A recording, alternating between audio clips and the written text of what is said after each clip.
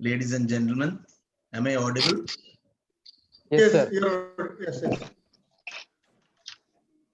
I have been a part of the continuing legal education series conducted by the All India Lawyers Union Kannur District Committee ever since it started. Today we are in the 44th session. Though I cannot claim that I have attended all the sessions, I have attended almost all the sessions, and my friend Advocate Tangachan was kind enough to share the recorded sessions also, so we could later on catch up. It is a very great initiative on part of the district committee of the All India Lawyers Union. In fact, I was telling my friends who are associated at various levels of the All India Lawyers Union in High Court that even the High Court branch has not been able to conduct such an elaborate program. And the ILU Kannur District Committee requires to be congratulated for taking us through this journey of knowledge and updation.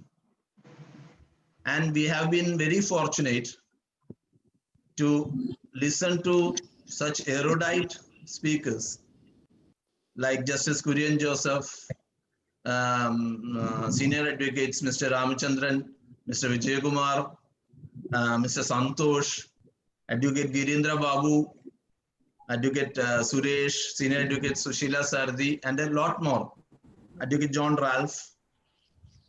And we have been considerably enriched by attending this program.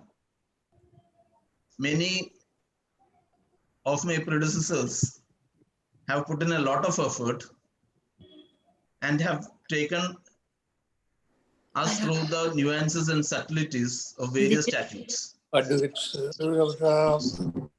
not claim that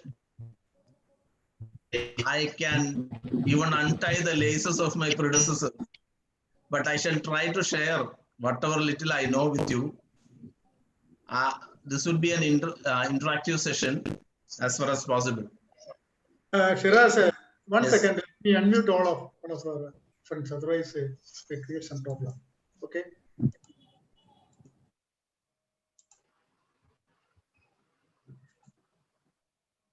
Yes, Shiraz, you can unmute yourself. Okay, okay.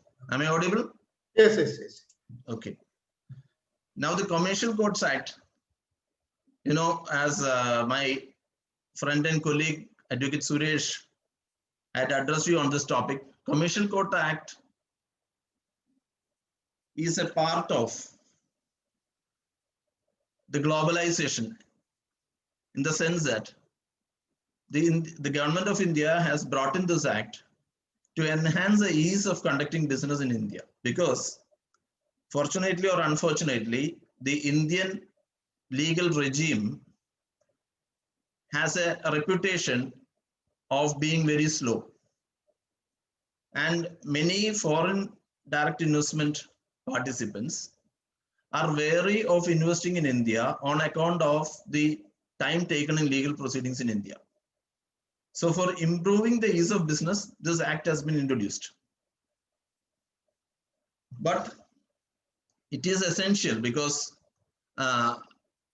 unless we are able to give the benefit to the ultimate consumer, who is the litigant will lose faith in the system, which will affect all of us. All of us are stakeholders in the system, and we would like to see that the system survives. In fact, I would just recall an anecdote. I had met Mr. Sundaresh Menon, who is presently the Chief Justice of the Supreme Court of Singapore, in a conference, and I asked him, sir, he happens to be, his forefathers happen to be from Kerala, but for generations they are settled in Singapore. So I asked him, sir, how much time will it take for a civil suit to finally conclude after reaching the Supreme Court? So the background for asking that question was, just before that, he had delivered a talk on the necessity of availing the ADR mechanisms in order to reduce the backlog and in order to speed up the process. So I asked him after the talk, when I met him, I asked him, sir, how much time will it take? for a civil suit to conclude in Singapore, assuming that it goes up to the Supreme Court. And his lordship told me that it will take 2 years. I thought I heard him wrong. So I asked him, sir, I am asking you from the time of institution in the lowest court to the Supreme Court, how much time it will take? No, that's what I'm telling you, young man. It will take 2 years, he said. Just imagine, in our courts, in our civil courts, it will not even reach the stage of raising issues in 2 years. And in that country, it will reach, the case will be finished. The Supreme Court will adjudicate the issue within 2 years. That is the kind of competition that we have in the global scenario. If we are competing with Singapore or Hong Kong or whatever country, you should have a fast legal regime. That is the purpose for which this act was enacted. Though it was enacted in 2015, it was lying in cold storage. In 2019, government suddenly woke up and decided that no, this has to be put into practice. And a major amendment was brought in 2019. And in 2020, 2019 and 20, the courts have started, the notifications have started coming in, designating the courts. As you know, the principal subcourts in 14 districts in Kerala have been notified as commercial courts. In Kannur district, I think it is the principal subcourt Talasheri. So from as time goes by, we expect that other additional subcourts, maybe in other court centers, will also be notified as commercial courts. Now, for the time being, we have only one commercial court for a district. And as you would remember, all commercial disputes valued at and above 3 lakhs of rupees will have to be adjudicated by the commercial court, along with filings under the Arbitration Act as well. What is a commercial dispute has been defined in section 2C. Nearly 20 to 22 types of disputes have been catalogued in section 2C of the Commercial Courts Act 2015. Most of the transactions or most of the disputes that we see in civil courts in Kerala will fall within the ambit of the definition commercial dispute. Even pending suits, that is other than commercial disputes of which judgment has been reserved. Other than that, all the pending suits will also have to be transferred to the commercial courts.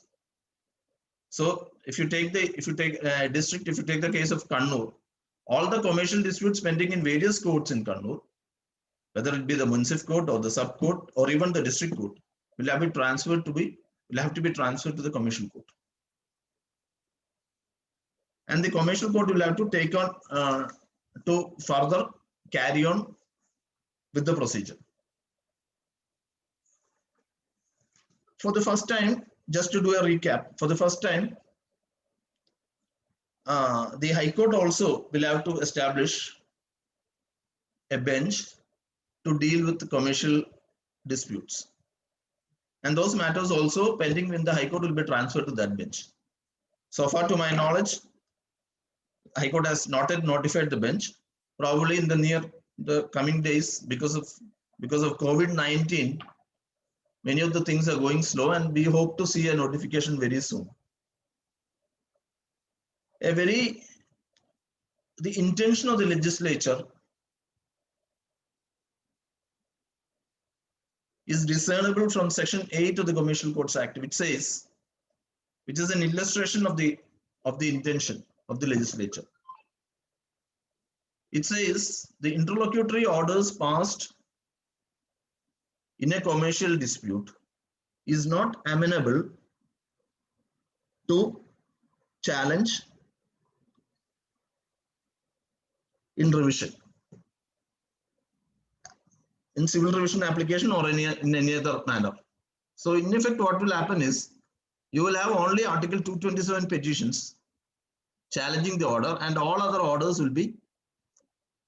are prohibited. All other proceedings are prohibited.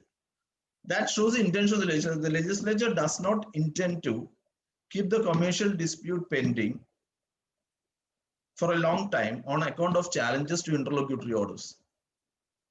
Now, as we go by, you will come to see that the legislature has intended that a commercial dispute should be tried and finished in the shortest possible time. And for that, they have fixed very definite and specific time frame within which we have to conduct the trial. For that purpose, they have amended the Code of Civil Procedure. Now, for the first time in India, the Commercial Courts Act makes pre-institution mediation mandatory, as in the Western countries. Excuse me. Most of the Western legal regimes insist that before a litigant approaches a court of law, he should resort to an ADR mechanism to resolve the dispute. And only those cases in which the ADR mechanism failed, parties can approach the court.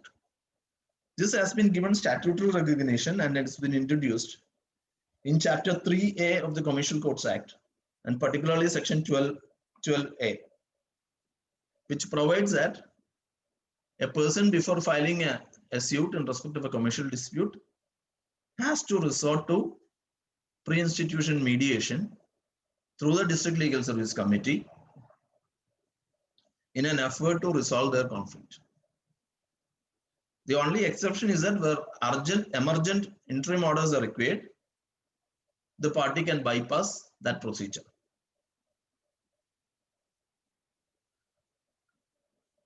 So that is, in brief, the Commercial Courts Act, again, about which an elaborate interface had been taken by my friend Advocate Suresh with you. Now, Section 16 of the Commercial Courts Act, which falls in Chapter 6, which is the only section in that chapter.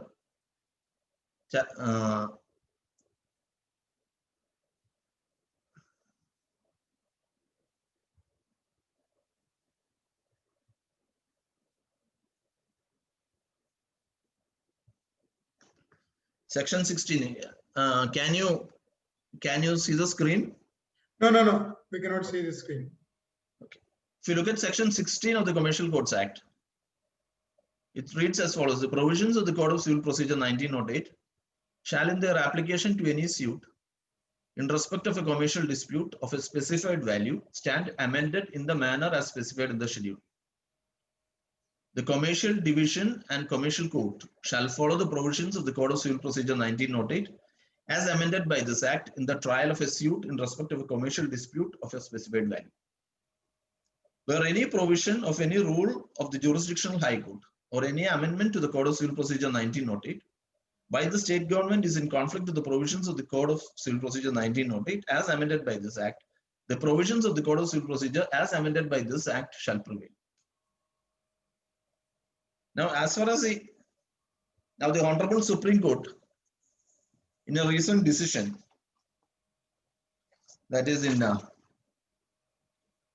Shiraz versus Balakrishnan, that is reported in 2020, Volume 1 KLT 440. 2020 1 KLT 440. The Honorable Supreme Court says, in India as it stands, there are now two Code of Civil Procedures. The normal Code of Civil Procedure, which deals with civil suits in civil courts and matters in civil courts, and the amended Code of Civil Procedure for adjudicating commercial disputes. That's what the Honorable Supreme Court says in the Shiraz versus Balakrishnan. The Section 16 provides for that. Insofar as the trial or the adjudication of a commercial dispute is concerned, the provisions of this Code of Civil Procedure as amended by the schedule to the Commercial Courts Act will govern, irrespective of the rules framed by any jurisdiction, any of the high courts, or by any amendment to the CPC by the state government. So our Kerala amendments also will be subservient to the present amendment of the CPC. Unfortunately, the bar in Kerala are not, or the bar in Kerala is not fully aware of the amendment to the CPC made in the Commercial Courts Act. So due to various reasons, primarily one of them being the COVID-19 pandemic, and because this court was not notified, and this was kept in cold storage for a long time, is not aware of the drastic amendment made to the procedure by which we have to conduct the trial of the suit in a civil court.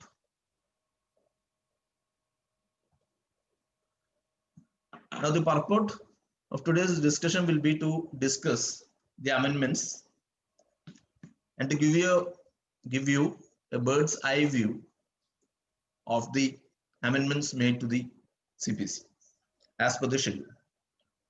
To begin with, Section 26 has been amended and a proviso has been added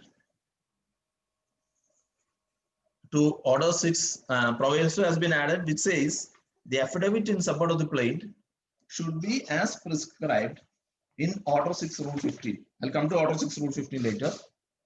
It says the affidavit in support of the plaintiff that we are filing nowadays, it should be as prescribed in Order 6 Rule 15.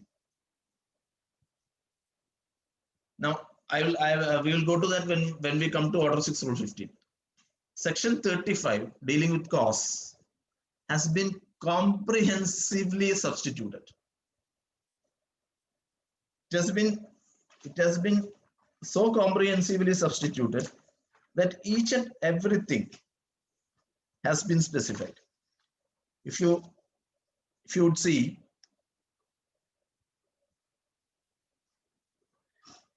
it even takes in pre-institution expenses incurred by a party to a suit. It provides that if one of the parties to the suit rejects a reasonable offer made by the other party for a settlement, cost can be imposed on him. It says, I am reading Section 35, the amended Section 35(3). In making an order for the payment of costs. Excuse me, shall I show the PPT? Shall I show the PPT? Oh, yes. So I can stop sharing. Is it not so? No, it's not seen. It's not seen. Okay. So how do I get out of this? Shall I open it? No, you can do it. You can do it. You can go to share screen. Okay. Okay.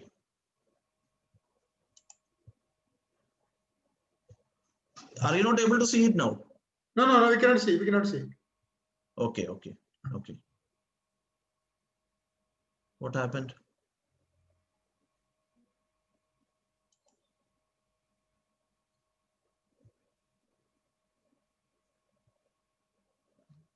Can you show it? Then I can. I can see it on my screen, but I don't know what happened. But it is not here. But I think you first of all you should go to share screen. Yeah, I was in share screen. Let me see.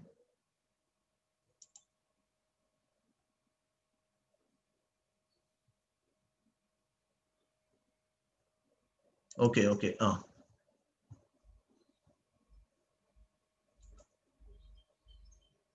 yeah. Yes. Now it is coming. Yes, okay. It is coming. Sorry. Okay.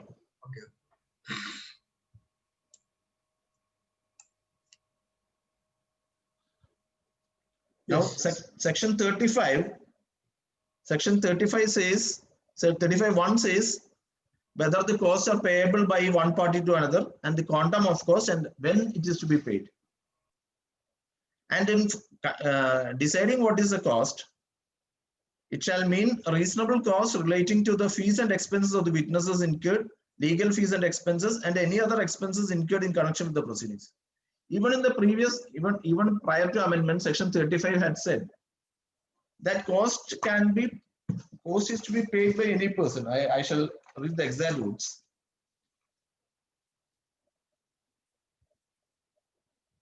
The court shall have, I am reading the pre-amended section 35. The court shall have full power to determine by whom or out of what property and to what extent such costs are to be paid.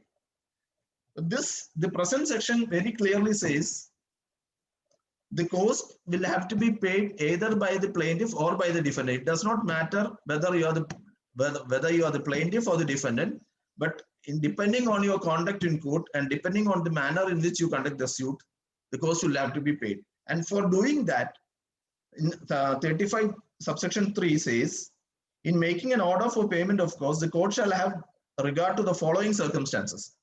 That is, the conduct of the parties, whether a party has succeeded, whether a party has made a frivolous counterclaim leading to delay in disposal of the case, whether any reasonable offer, that is what I referred, whether a reasonable offer to settle is made by a party and unreasonably refused by the other. This is a new thing which has come in.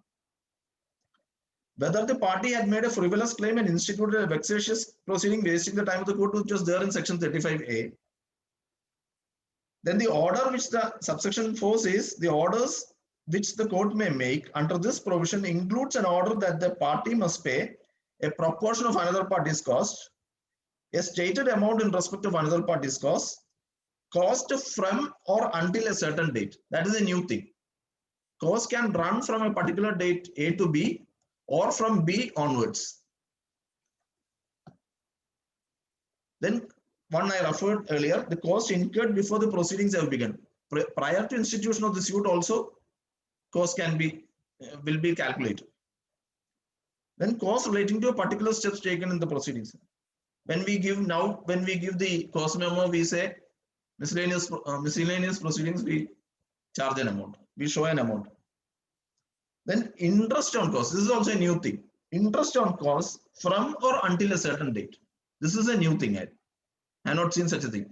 Interest on cost from or until a certain date. When we look at these amendments, it will on the periphery, or I mean on the whole of it, it will look as if these are all the same provisions which are already there in the CPC. But there are small, there are certain provisions like this which are new and which will cause a lot of heartburn to the litigants. For example, interest on cost, interest for refusing to honor a reasonable offer, things like that have been brought in section 35. So the section 35 runs into nearly 1.25 page. Now, earlier section 35 was a very small section. If you look at section 35, it was just one paragraph, two sections, 35.1 and 35.2. That's all. Hardly quarter of a page. Now it is 1.1 and another quarter. It has been very exhaustively, costs have been very exhaustively defined and laid down. So in effect, for example, suppose you have filed a suit. In order to avoid the pre-institution mediation, you have filed an interim application. Though an interim application, strictly speaking, is not maintainable, though an interim application is not required in that case, you file an interim application to get over the pre-institution mediation and you come to court. But at the end of the suit, the judge will keep this in mind, and then a cost will be imposed for that also, for doing away with pre-institution mediation by filing a frivolous petition for interim relief. That may also be considered by the court. That will come within the in the ambit of the conduct of the parties.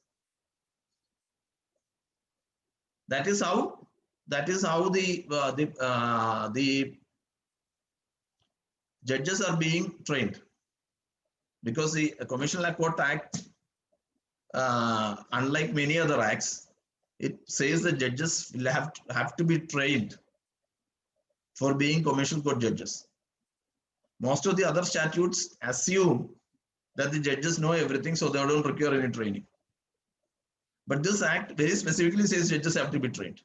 And in training judges, these are all factors which will be told to them, which will be taught to them, and which they will consider while imposing costs.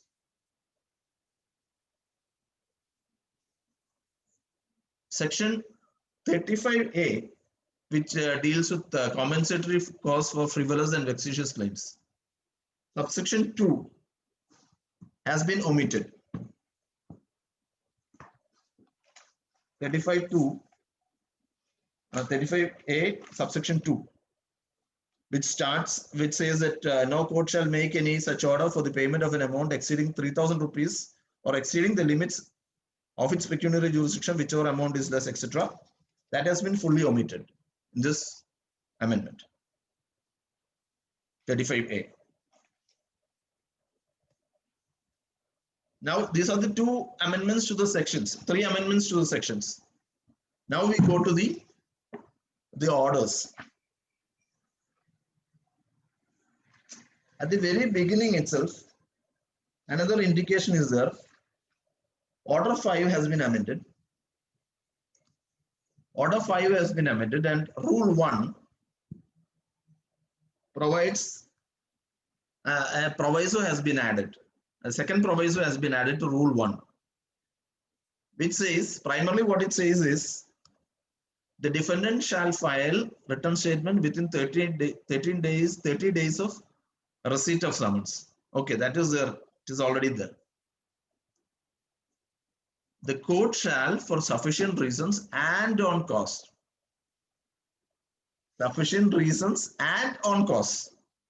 grant a time up to 120 days for filing the written statement.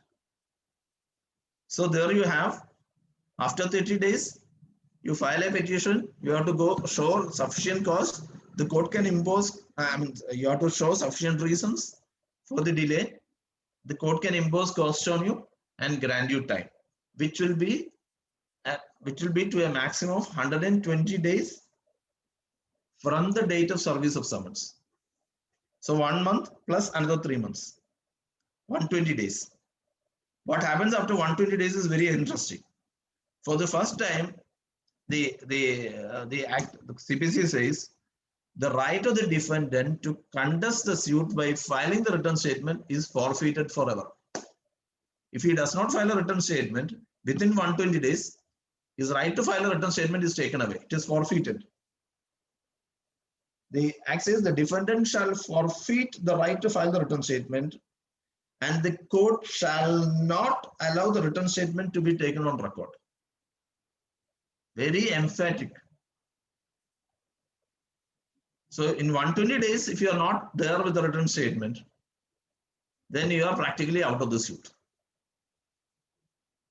This has been considered by the Honorable Supreme Court in Ambalal Sarabhai Enterprises Limited versus KS Infraspace. Not this. SCG Contracts India Private Limited. SCG Contracts India Private Limited versus KC Chamankar Infrastructure Private Limited and others. That has been reported in ILR 2019 to Kerala 289. ILR 2019 to Kerala 289. Equivalent citation is 2019 Volume 2 KHC 97.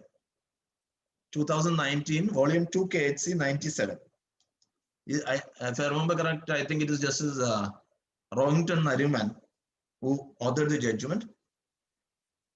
His Lordship said, no court in India can give extension of time after 120 days in a commercial dispute to file a return statement, and the court, no court can take on record a return statement filed after 120 days. So the issue has been settled once and for all. This is again an indication of the legislative intent that the suit has to be decided at the earliest.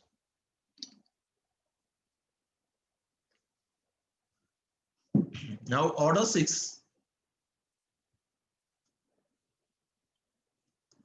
This amendment has been brought in Order 8 also. Order 8 Rule 1 also, which deals with return statement also. This same amendment has been brought in there also. We'll go to that later. Now, Order 6, Rule 3A has been inserted. It says, in a commercial dispute, where forms of pleadings have been prescribed under the High Court rules, or a new terminology is used, or practice directions made for the purpose of such commercial disputes, pleadings shall be in such forms. So forms have been prescribed and the pleadings have to be in that form.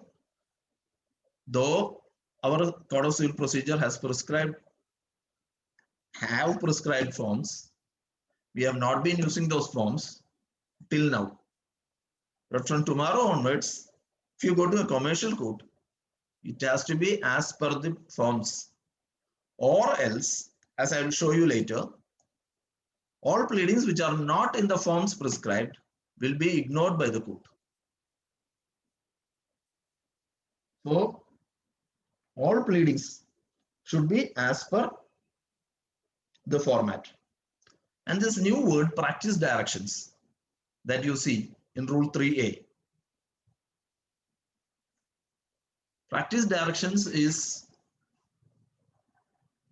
normally a terminology used in Western jurisdictions.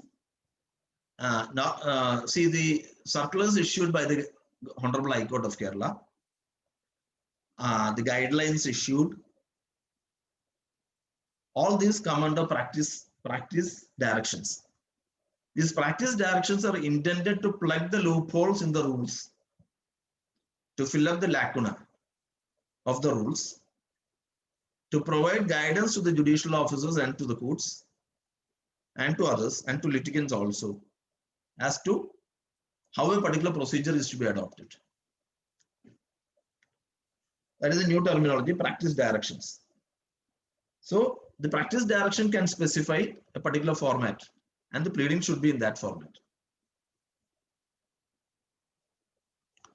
Rule 15A has been inserted in Order 6, which provides for verification of pleadings by affidavit in prescribed form. Again, you see the rule says in prescribed form. Rule 15A says, notwithstanding 15A1, notwithstanding anything contained in Rule 15, every pleading in a commercial dispute shall be verified by an affidavit in the manner and form prescribed in the appendix to this schedule. The schedule has given the format. An affidavit under Sub-Rule 1 shall be signed by the party or by one of the parties to the proceedings or by any other person on behalf of such party or parties who is proved to the satisfaction of the court to be acquainted with the facts of the case, etc. If you see 15A Sub-Rule 4, this is what I was referring to earlier, where a pleading is not verified in the manner provided under Sub-Rule 1. Where a pleading is not verified in the manner provided in Sub-Rule 1, the party shall not be permitted to rely on such pleading as evidence or any of the matters set out therein. That means you will not be permitted to rely on your affidavit or the written statement or your interlocutory application or whatever, interrogatory, whatever. Unless it is in the prescribed format, the party will not be permitted to rely on it. So the form is very important.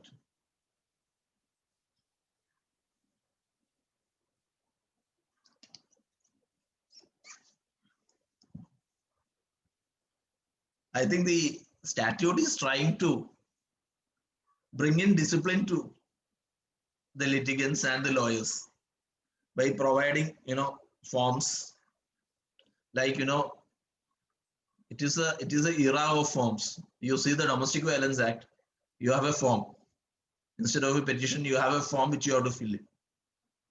So now it seems to be the era of forms. Now under the Commercial Courts Act also, they have introduced forms. Now sub-rule 5 says, the court may strike out a pleading which is not verified by a statement of truth, namely, the affidavit set out in the appendix to the schedule. So, though various decisions and also the CPC, even pre-amendment CPC also says a pleading, a written statement without verification shall not be looked into and all that. Even now we see so many written statements without verification which is being acted upon by the courts. Normally, very few judges take exception to a written statement without an exception. But here it is very specific. It says the court may strike out a pleading. There is no verification as prescribed. Again, one more restriction is brought in.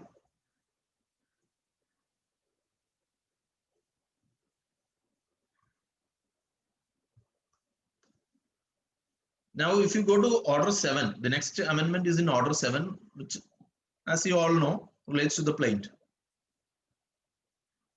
It says that Rule 2A has been inserted.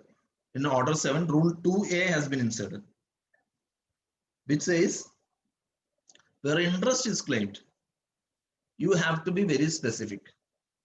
It says the plaint shall contain a statement to that effect. That is, where the plaintiff seeks interest, the plaint shall contain a statement to that effect, along with the details set out in sub-rules 2 and 3. Sub-rules 2 and 3 says, the pleading shall state the rate at which the interest is claimed, the date from which it is claimed, the date to which it is calculated, the total amount of the interest claimed to the date of calculation, and the daily rate at which interest accrues after that date. So you have to say the rate of interest from which date to which date, what is the calculation up to the date of filing the suit, and what is the future rate of interest. You have to be very specific. And you also have to say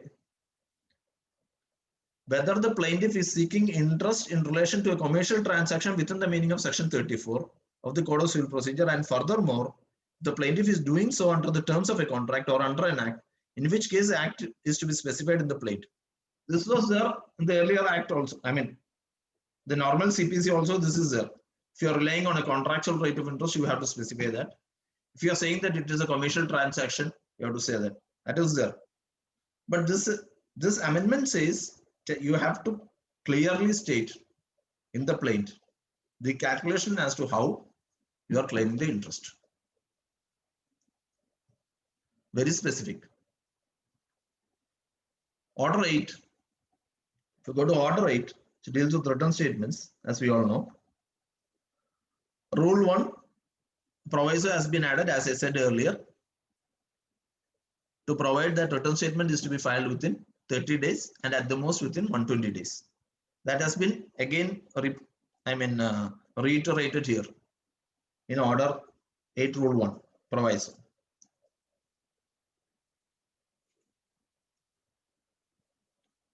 Rule 3A has been inserted.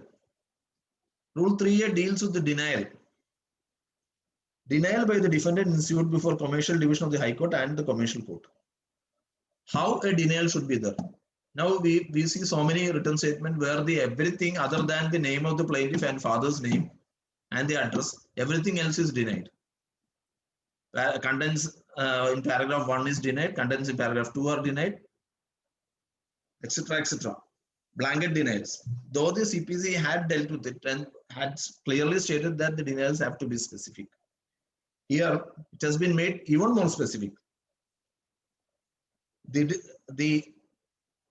For example,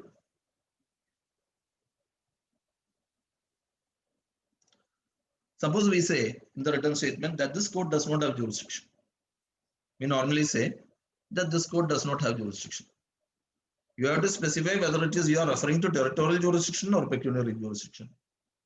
You also have to specify if this court does not have jurisdiction, which court has jurisdiction to entertain the suit. So you cannot just say that the principal subcourt Talasheri does not have jurisdiction to entertain the suit. You will have to say that it is a principal subcourt Calicut which has got jurisdiction for the following reasons. If you say that the suit is not properly valued and the court fee paid is not sufficient, then you have to give a calculation. You have to give a statement to show how the suit is to be valued. This you will find in Rule 3A of Order 8.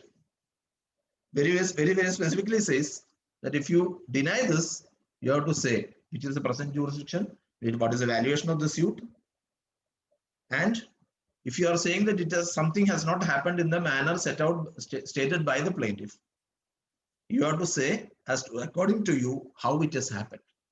Your version of the incident has to be stated. And so the denial has to be very specific. We cannot just get away with the blanket denial or saying that, of course, there are decisions which says that merely by saying that the plaintiff is put to proof, you are not denying it and all that is there. But the courts have been very lenient in dealing with denials. But here, the denial has to be specific, very specific.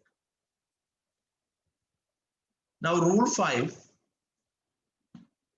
second proviso has been inserted, which says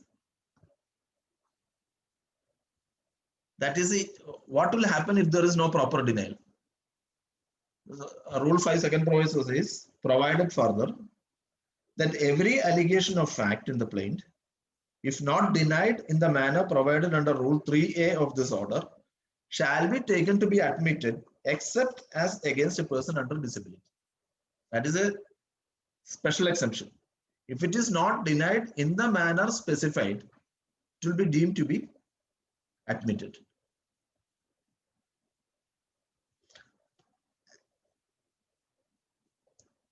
And again, Rule 10.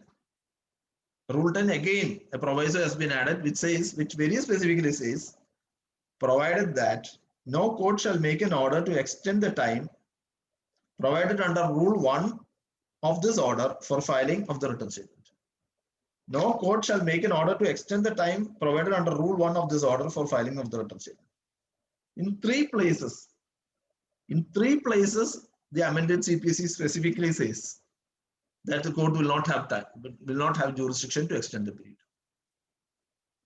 Again and again, it is reiterated. Tangachan, I am audible, I hope. Tangachan. Yes, audible. Am I going too fast? No. It is very clear. Okay, thank you. Okay. Now again, Order 11, which deals with discovery and inspection, has been fully substituted. The old thing has been taken out, a new thing has been inserted. And very comprehensively. Order 11 contains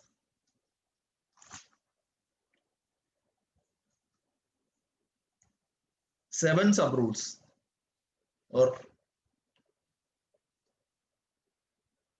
Now, if I remember correct, it is Order 7, Rule 14. They says that the plaintiff should produce all document on which he relies at the time of filing the suit. I don't know in Malabar what is the situation. In here in Tirukochi, Travancore Cochin, or at least in Ernakulam, there is a practice that lawyers sometimes produce only photocopies along with the plaint. Photocopies of the document along with the plaint. As a result, what will happen is especially in cases where emergent orders, interim orders are required, the respondent will not be able to take a certificate copy from the court because it is a photocopy. They will not give you a certificate copy. So by the time you get hold of it by filing inspection or whatever, the interlocutory application hearing will be over. But that situation has been taken care of by the amendment.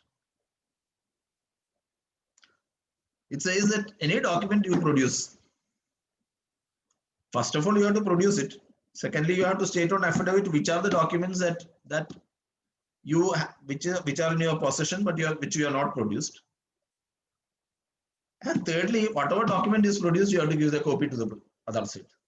The copy of the document has to be given, like in the High Court and in the Debt Recovery Tribunal and all that. You have to give the opposite side a copy of the document, so that the other party need not wait till he submits a certificate copy application and gets a copy.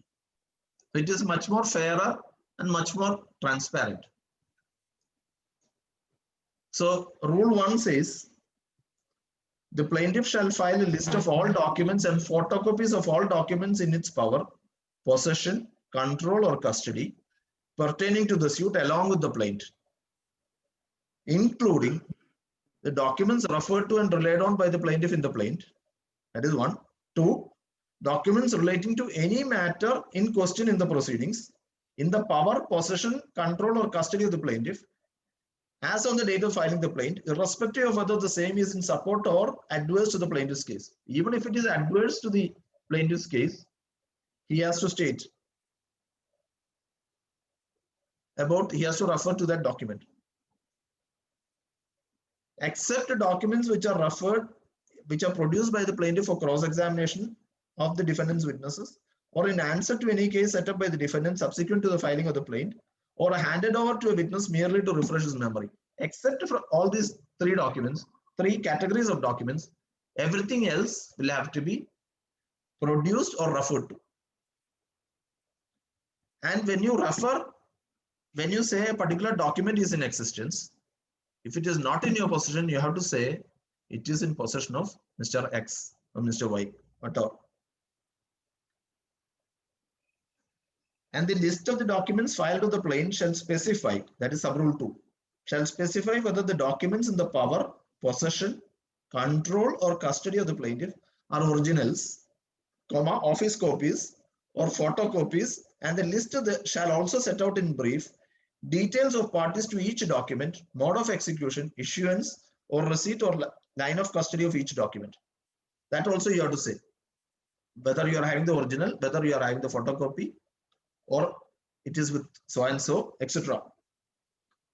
And the plaint shall contain a declaration. This is a new one. The plaint shall contain a declaration on oath from the plaintiff that all documents in the power, possession, control, or custody of the plaintiff pertaining to the facts and circumstances of the proceedings initiated by him have been disclosed, and copies thereof annexed to the plaint, and that the plaintiff does not have any other document in its power, possession, control, or custody. So he has to state on affidavit that all the documents in his power, possession, control, or custody have been disclosed, and copies thereof has been produced with the plaint, and that he does not have any other document. The problem with this affidavit is, tomorrow at the time of trial, you cannot produce a document as all of us have been doing now, unless you can show specific reasons why that document was not referred to or disclosed or produced at the time of filing the suit. Now we make a routine averment that that it was not seen, it was misplaced, or we did not receive it, or we did not know that such a document was in existence. We just make a 1-line reference, which is sufficient. But that has been taken away. Now, and a declaration should be as stated in the affidavit. I mean, as stated in the appendix. Affidavit should be in the form stated in the appendix. But suppose you want to file a suit urgently. Suppose you want an emergent order.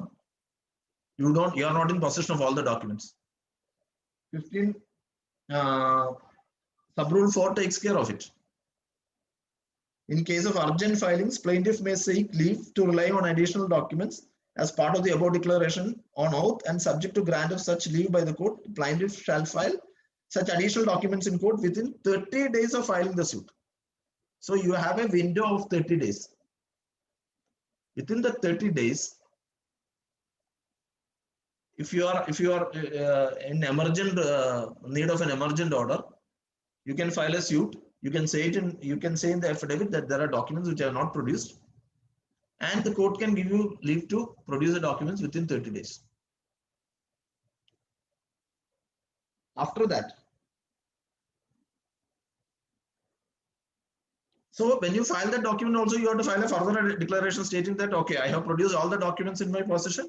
There is nothing else with me. There is nothing that I rely on. There is no other document in my possession or control or custody which relates to the subject matter of the suit. Again, a declaration has to be filed. That is, the legislation is pinning you down, pinning the litigant down to a particular position from which it is very difficult to wriggle out.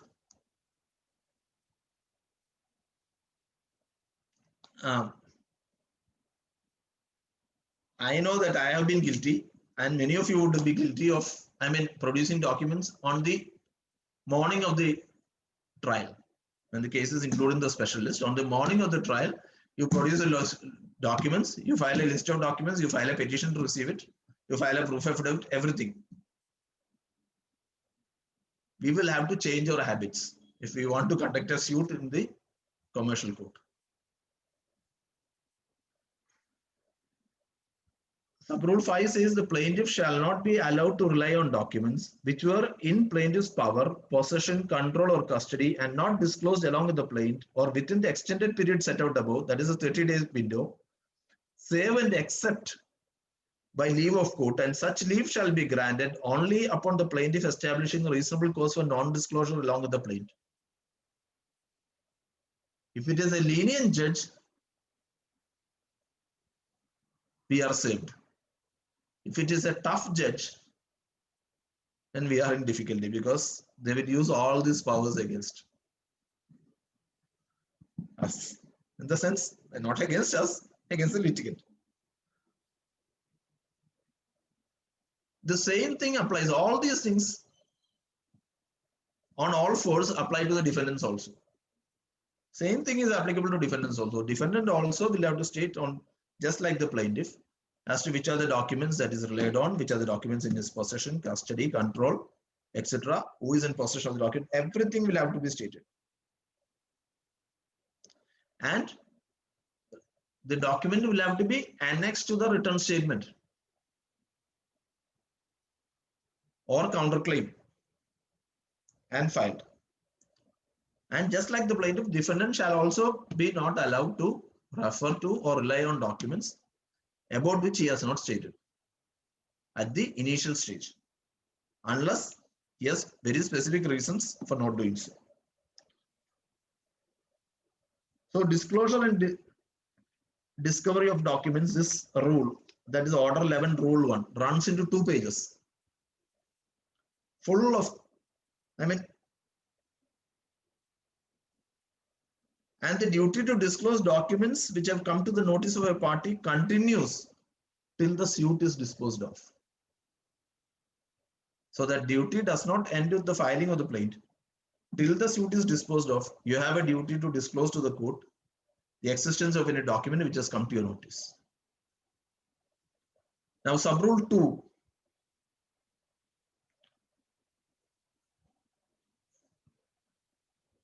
Subrule 2 deals with interrogatory, discovery by interrogatories. It is more or less, in the CPC that we have, if you look at the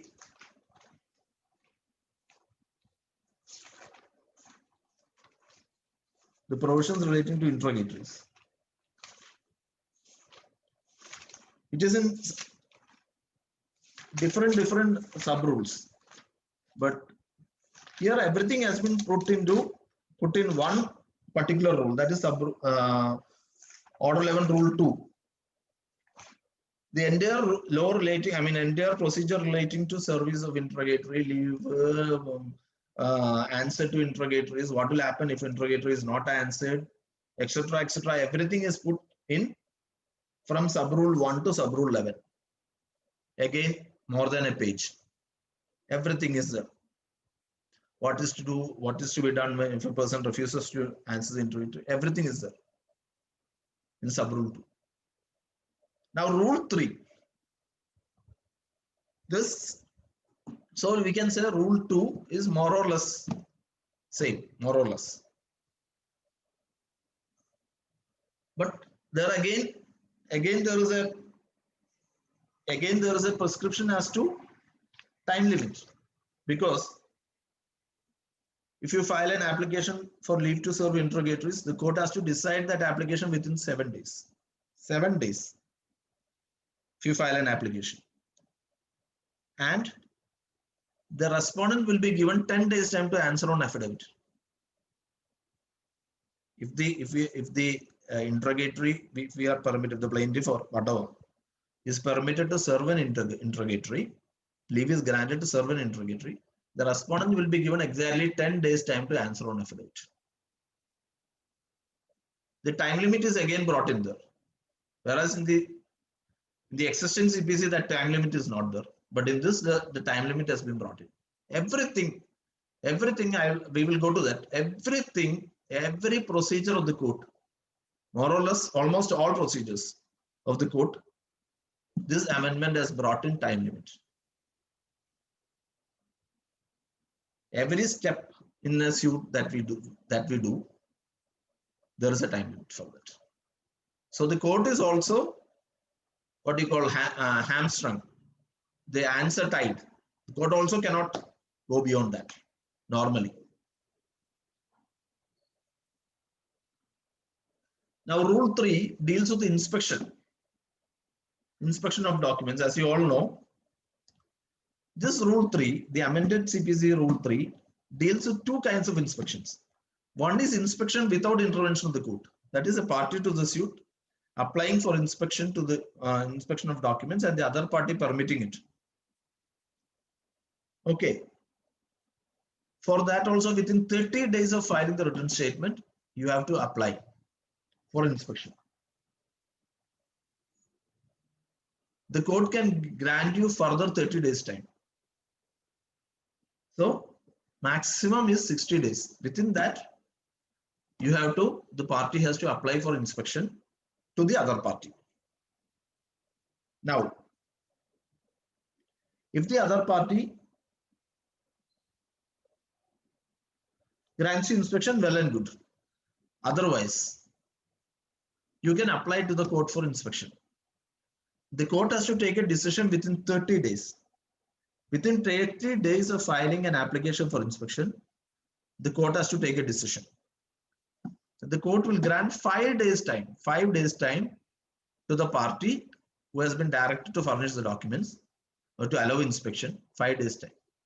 Within 5 days, that procedure, and copies will have to be furnished by the party to whom the direction is issued within 5 days. If it is denied, or the documents are not allowed to be inspected, or the documents are not furnished, exemplary cost will be imposed on the defaulter. Here itself it says, rule 3 itself says that exemplary cost will be imposed. So there also you see there is a time frame. So without intervention of the court, 30 plus 30 days within which you have to complete. Otherwise, when you file the application, within 30 days, court has to pass an order. And if it is allowed, 5 days time to furnish the documents. So that stage is finished. Then we come to rule 4. You can say each party Rule 4.1 says each party shall submit a statement of admissions or denials of all documents disclosed and of which inspection has been completed within 15 days of completion of inspection or at any later date. Each party has to state on affidavit as to whether you admit 1, 2, 3, 4, 5 documents produced. If you do not, if you admit, you admit. If you deny it, why you deny it. So the scope for controversy with relation to the admissibility, execution, validity, etc. of a document is decided in the sense is in black and white then and there. Suppose it is a check. Let us assume that it is a negotiable instrument, check, pronote, whatever, bill of exchange. Suppose it is a document. The party, suppose it is a plaintiff has produced a pronote or the whatever, any negotiable instrument. The defendant has to state on affidavit whether he admits execution, whether it is supported by consideration. All this he has to state on affidavit. Otherwise, why it is not so? Each party shall submit a statement of admissions or denials of all documents disclosed and of which inspection has been completed within 15 days of completion of inspection. Again, time limit has come. Again, time limit, 15 days time. Within 15 days of completion of inspection, you have to file an affidavit stating about the documents.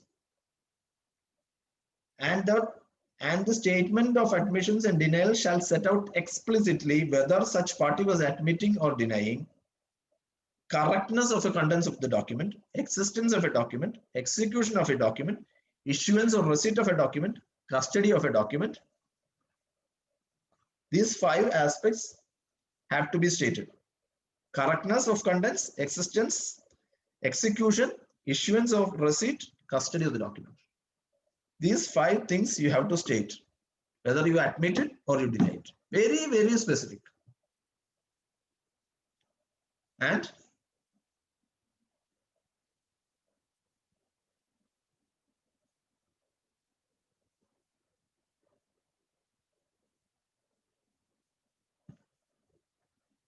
court even can go to the extent of dispensing with proof of the document, proof of execution of the document or proof of the document where an affidavit is filed. Suppose it is a check and you say that yes, I have executed the check, it is supported by consideration. And what else is there in it? In such a situation, what will happen is there in the next one. The next amendment is there. What is for the court to, what the court has to do. So the court can even dispense with proof in such an event.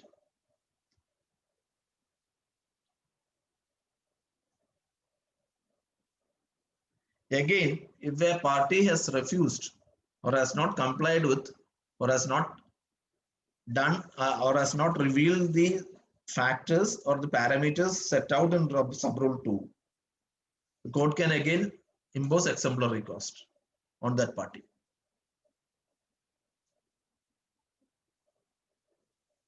So this is with respect to admission and denial of documents.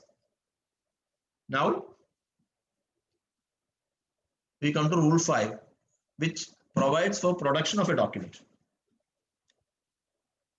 It says any party who is directed to produce a document shall be given time of not less than 7 days, but not more than 15 days. Not less than 7 days and not more than 15 days.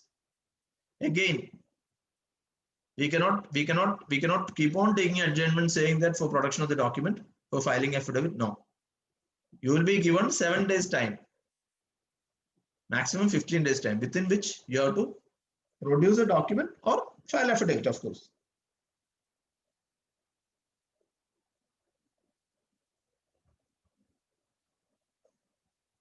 And the court, sub-rule 4 says, the court may draw an adverse inference against a party refusing to produce such a document after issuance of a notice to produce and where sufficient reasons for such non-production are not given and order costs. Again, the adverse inference can directly be drawn and cost also can be imposed.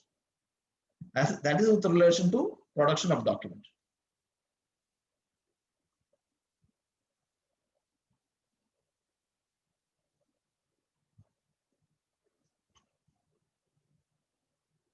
Now, what do you do with electronic records? Now it is an era of electronic records.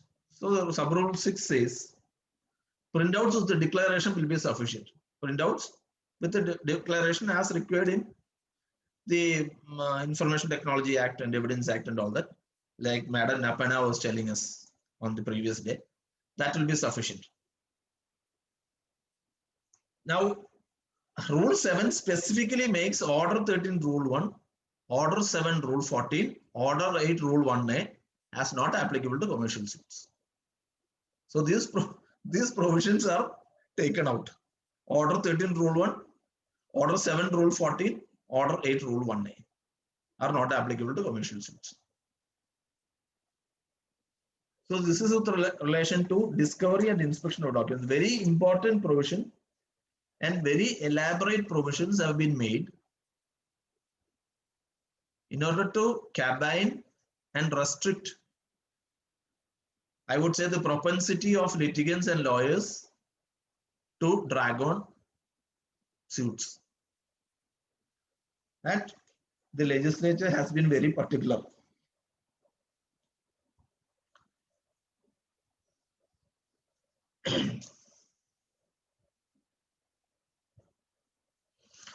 Now we go to a Order 13A. That is a new provision which has been inserted, which has been completely new thing has been inserted. I'm not saying summary judgment is a new thing. The procedure is a new thing. Now, Order 13A says that a commercial dispute can be decided by the court without recording oral evidence. Without recording oral evidence, it can be done. How? Where an application, sub-rule 2 says, where an application is made before the settlement of issues by either party seeking a summary judgment in a suit. So the time limit also there, before the issues are settled, if you want, you can make an application for a summary judgment. On what are the grounds? Rule 3 says,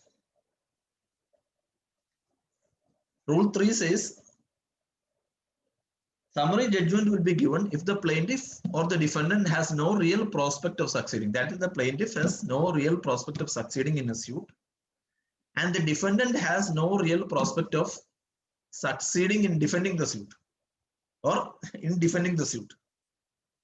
If there is no real prospect, then the court may give a summary judgment against the plaintiff or the defendant on a claim if it considers that the plaintiff has no real prospect of succeeding on the claim or the defendant has no real prospect of successfully defending the claim, as the case may be, and there is no other compelling reason why the claim should not be disposed of before recording the oral evidence.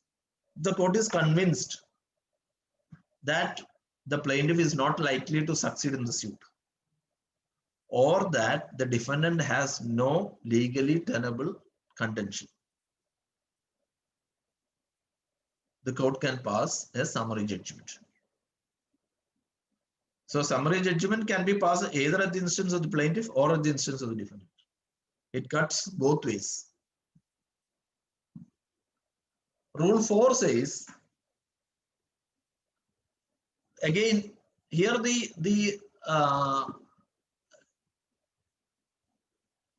a feature of this amendment is, it is very specific. Now, each and everything, as far as possible, each and every small things have been specifically stated. If you file an application, for summary judgment, you have to file an application. Court has to act on application. So the application, what should be the contents of the application?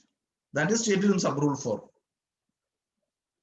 An application for summary judgment to a court shall, in addition to any other matters the applicant may deem relevant, include the matters set forth in clauses A to F mentioned hereunder. A, B, C, D, E, F, 6 items.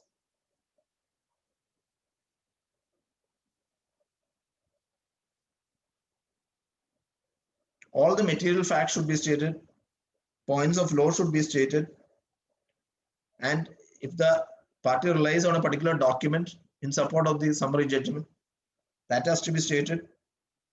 Then the relevant content of the document has to be stated. Then the application should say why the defendant will not succeed in defending the suit, or the plaintiff will not succeed in proving the plain claim. Then what is the relief that is sought for? All these things have to be stated in black and white. And if an application is filed, the other party, whether it be the plaintiff or the defendant, he will be given 30 days time to respond. 30 days is granted to him to respond to the application for summary judgment. In the application, he should also say the same thing. The person who is defending, who is saying that the summary judgment should not be passed, should say why the summary judgment shall not be passed, why he is entitled to succeed, on what are the documents that is relied on by him to so that he is likely to succeed, and what is the legal provision which is relying upon to succeed. All these things should be stated in the reply. He can also, either party can also produce documents in support of the application for summary judgment or to oppose the application. That also can be done.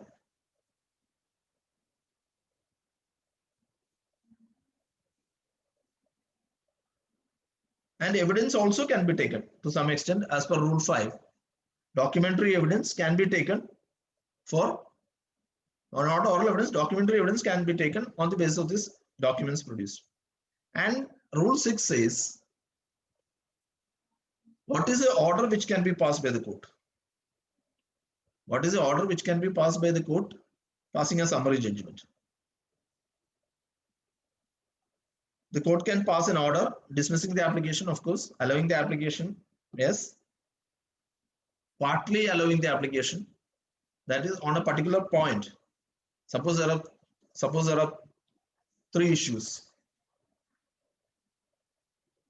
Suppose there are three issues. Suppose on one issue, summary judgment can be passed. So that issue will be closed. Or you can pass a conditional order. What is conditional order? We'll come to that. You can also pass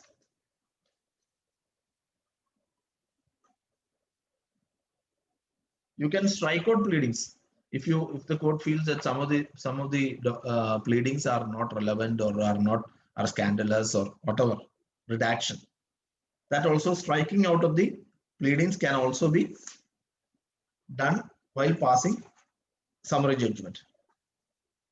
Now, what is this conditional order? Conditional order is dealt with in Rule 7. That is again a new thing. It says, where it appears to the court that it is possible that a claim or a defense may succeed, but it is improbable that it shall do so. A claim or defense may succeed, but it is improbable to do so. The court may make a conditional order as set out in Rule 6(1)(b).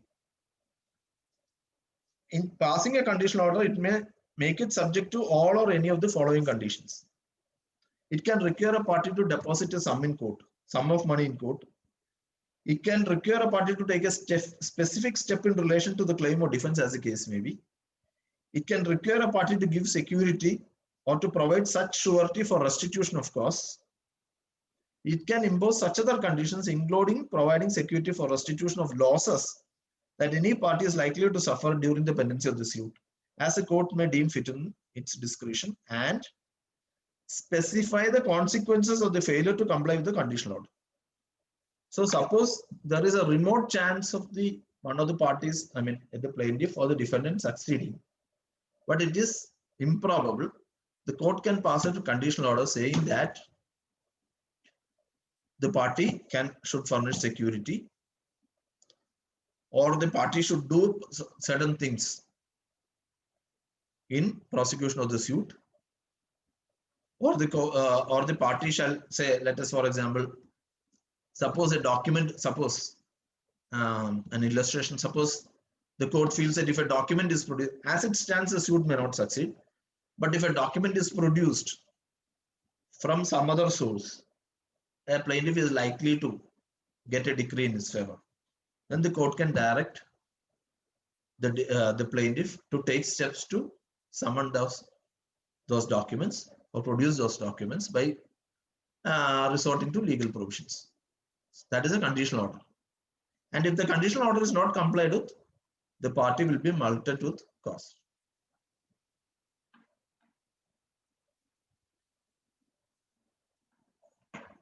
Again, Rule 8 says the court can impose costs in an application submitted for passing summary judgment. Now that is with respect to summary judgment. Again, a court has been given the discretion on the basis of an application filed by one of the parties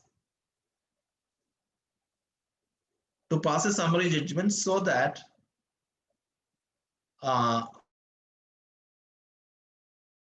the period from till pass of judgment or decree can be saved. That much time can be saved.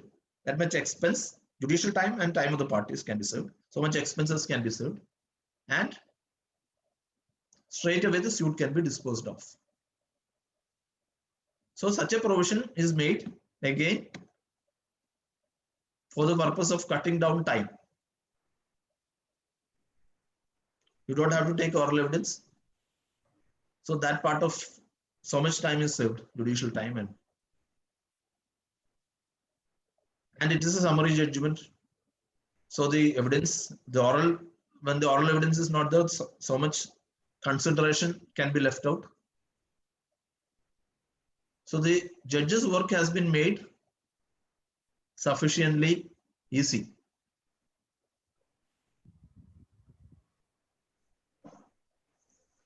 Order 15, which provides for disposal of the suit at the first hearing, has been omitted in this amendment. It has been fully omitted because the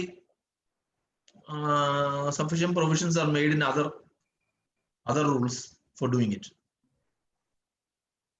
like summary judgment and things like that. Tangachamokile? നമുക്ക് ഇന്ന് complete ചെയ്യാൻ പറ്റില്ലല്ലോ ശിരോസ്. ഇന്ന് complete ആവൂല sir. നമുക്കൊരു ഡിസ്കഷനിലേക്ക് പോയിട്ട് അല്ലേ, അതല്ലേ നല്ലത്. നമുക്കൊരു ഡിസ്കഷൻ ആവാൻ തോന്നുന്നു. Oh yes. We can continue tomorrow. That's better, I think. MC അതല്ലേ നല്ലത്. MC ഒന്ന് ഞാൻ അൺമ്യൂട്ട് ചെയ്യട്ടെ, എല്ലാവരും അൺമ്യൂട്ട് ചെയ്യാം. One second. Vijayakumar sir box നോക്കിയില്ല. Yes, MC ഒന്ന് അൺമ്യൂട്ട് ചെയ്തോളൂ. MC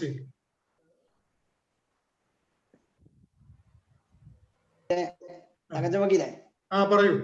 തങ്കച്ചമക്കിലെ പറഞ്ഞോളൂ. കണ്ടിന്യൂ ചെയ്യാം. നാളെ കണ്ടിന്യൂ ചെയ്യാം, അതായിരിക്കും നല്ലത്.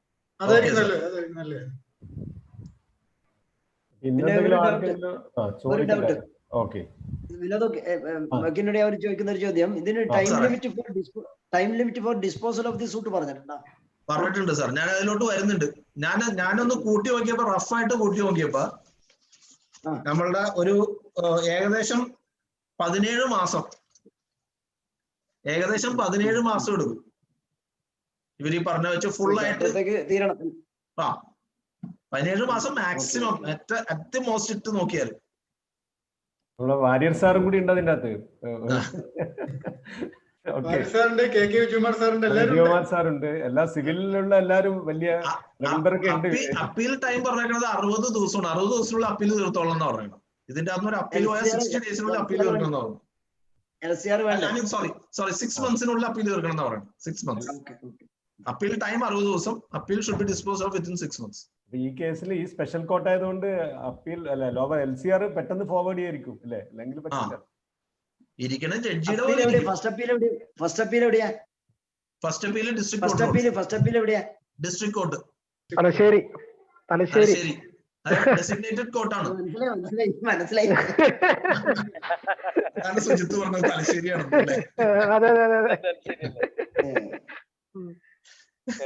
അടുത്ത കേസെല്ലാം പോകും. അതേ നമുക്ക് നോക്കണ്ടുള്ളൂ ഏതായാലും. അല്ല MC-ക്ക് അതിനൊക്കെ ആളുണ്ട്, അതൊന്നും പേടിക്കണ്ട. അല്ല അതല്ല MC-ക്ക് അവിടെ ഫയലാക്കാൻ പറ്റില്ലല്ലോ, സബ് കോടതിക്കും ഇങ്ങനെ വരണ്ടേ.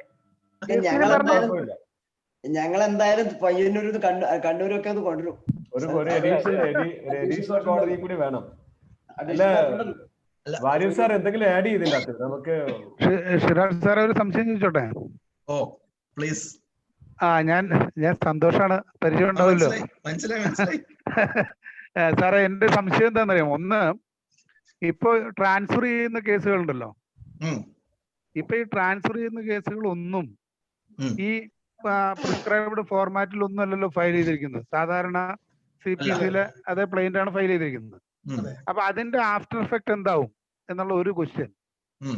പിന്നെ രണ്ടാമത്തെ കാര്യം, ഈ വാദി പ്രൊഡ്യൂസ് ചെയ്യുന്ന ഡോക്യുമെന്റ്, ഇപ്പൊ ഫോർ എക്സാമ്പിൾ ഞാനിപ്പോ ഒരു ലോയേഴ്സ് നോട്ടീസ് അയച്ചു കൊടുത്തു പ്രതിക്ക്. ആ ലോയർ നോട്ടീസ് ഞാൻ എന്തായാലും പ്രൊഡ്യൂസ് ചെയ്യൂലോ. അത് തന്നെ പ്രതിയുടെ ഡിഫൻസ് സ്റ്റേജിൽ പ്രൊഡ്യൂസ് ചെയ്യേണ്ടതായിട്ടുണ്ടോ? അതാണ് വേറൊരു സംശയമുള്ളത്. അത് പറഞ്ഞാൽ പോരെ? മതിയെന്നാണ് ചോദിക്കുന്നത്. അഫിഡവിറ്റിൽ റെഫർ ചെയ്താൽ മതി, ഇങ്ങനെ ഒരു നോട്ടീസ് ഉണ്ടെന്നും അത് ഇന്ന ആളുടെ പൊസിഷനിൽ ഉണ്ടെന്നും. അല്ല ഇപ്പൊ സാറ് മറ്റേ ഈ അമെന്റ്മെന്റിൽ വന്നപ്പോ പറഞ്ഞിരിക്കുന്ന ഒരു കാര്യം, എല്ലാ ഡോക്യുമെന്റും നമ്മൾ പ്രൊഡ്യൂസ് ചെയ്യണം. നമ്മുടെ പ്ലീഡിങ്സിനോടൊപ്പമുള്ള എല്ലാ ഡോക്യുമെന്റ്സും പ്രൊഡ്യൂസ് ചെയ്യണം എന്നാണല്ലോ പറയണത്. അതെ, പ്രൊഡ്യൂസ് ചെയ്യണം, അല്ലെങ്കിൽ റെഫർ ചെയ്യണം. അത് മതി. മറ്റേ പ്രൊഡ്യൂസ് ചെയ്യണമെന്ന് കമ്പൽസറി ഇല്ല. ഓൾറെഡി പ്രൊഡ്യൂസ് ചെയ്യണമെങ്കിൽ പറഞ്ഞാൽ മതി, ഇതിന്റെ ഓഫീസ് കോപ്പി ഇന്ന ആള് പ്രൊഡ്യൂസ് ചെയ്തിട്ടുണ്ടെന്നും അതിന്റെ കണ്ടൻസ് ശരിയാണെന്ന് ഞാൻ അക്സെപ്റ്റ് ചെയ്യണ്ടെന്ന് പറഞ്ഞാൽ പിന്നെ തീർന്നല്ല. അതെ. പിന്നെ അപ്പൊ മറ്റേ ഇതിന്റെ കാര്യം എങ്ങനെയാണ്? ഈ ഇപ്പൊ ട്രാൻസ്ഫർ ചെയ്യുന്ന കേസുകള് അതിന്റെ പ്രിസ്ക്രൈബ്ഡ് ഫോർമാറ്റ് അല്ല, സാധാരണ സിവിൽ കോടതിയിൽ അന്യായം പോലെ ഫയൽ ചെയ്തിരിക്കുന്നതാണ്. അതെ. അപ്പൊ അതിന്റെ ആഫ്റ്റർ എഫക്ട് എന്താവും? സെക്ഷൻ 15 ആണ് ട്രാൻസ്ഫർ ഓഫ് പെൻഡിങ് സ്യൂട്ട്സ് പറയണത്. യെസ്, അതെ. സെക്ഷൻ 15 അതെ. അതിൽ ഒരു മിനിറ്റ്,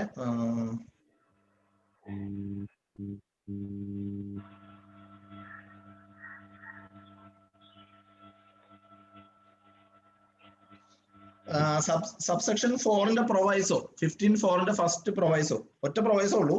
അതെ.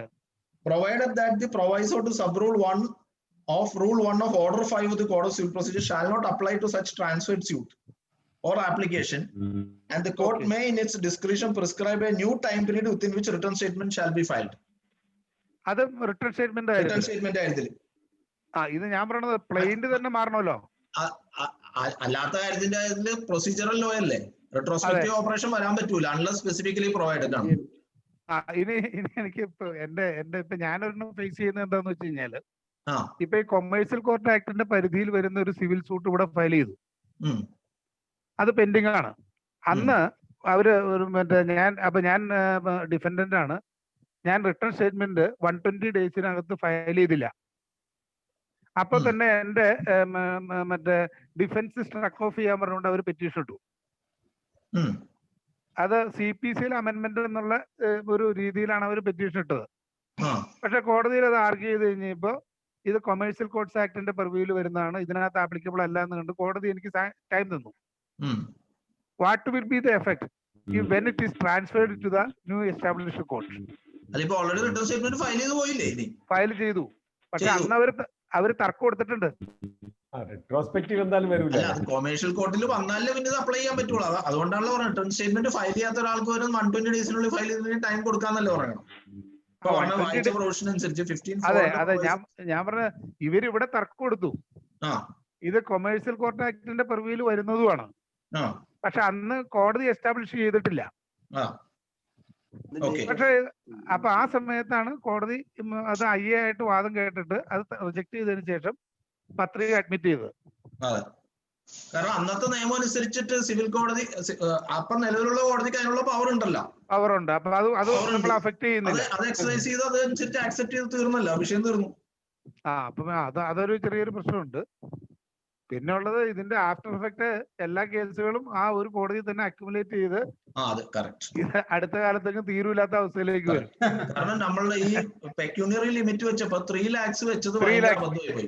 അത് തന്നെ 10 lakhs ആക്കിയാൽ മതിയായിരുന്നു. അത് തന്നെ 10 lakhs ജൂറിസ്ഡിക്ഷൻ വെച്ചാൽ മതിയായിരുന്നു. അല്ലെങ്കിൽ സബ് കോടതിക്കായിട്ട് പവർ കൊടുത്താൽ മതി. കൺസേൺഡ് സബ് കോടതിന് പവർ കൊടുത്തു കഴിഞ്ഞാൽ ഇതേപോലെ തന്നെ അങ്ങോട്ട് പോയേനെ. ഈവൻ 3 lakhs ആണെങ്കിൽ പോലും മുനിസിപ്പൽ കോടതിയിൽ നിന്നുള്ള ആ ഒരു 7 ലക്ഷത്തിന്റെ കൂടിയിട്ടുള്ളത് സബ് കോടതിയിലേക്ക് ട്രാൻസ്ഫർ ചെയ്താൽ മതിയായിരുന്നു. പക്ഷെ അതിന് നമ്മുടെ സംഘടനകളൊന്നും ഒരു ഗവൺമെന്റിനെ കൊണ്ട് അങ്ങനെ ആക്കണം. കാരണം സ്റ്റേറ്റ് ഗവൺമെന്റ് അതിനുള്ള പവർ ഉണ്ട്.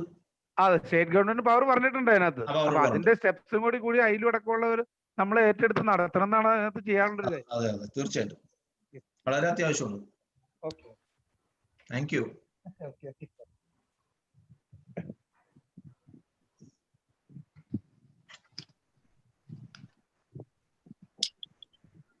ജ്യോതി മാഡം എന്തോ ചോദിക്കാൻ പോണ്ടെന്ന് തോന്നുന്നു.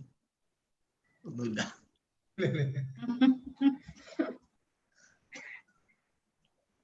ജോബി ജേക്കബ് പുളിക്കക്കുടി.